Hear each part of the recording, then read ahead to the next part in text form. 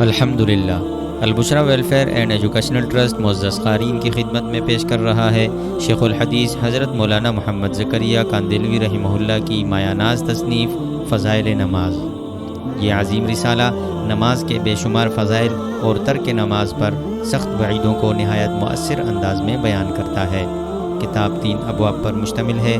نماز اور جماعت کی اہمیت، ترک نماز کے نقصانات اور نماز میں خشوع و خضوع کی حقیقت، ایمان کو تازگی دینے والے واقعات اور دلوں کو جھنجھوڑ دینے والے نصائح اس کتاب کو ہر مسلمان کے لیے ایک لازمی رہنما بنا دیتے ہیں۔ یقیناً کتاب فضائل نماز وہ کتاب ہے جو غافل دل کو بیدار اور نمازی کو مزید خشوع عطا کرتی ہے۔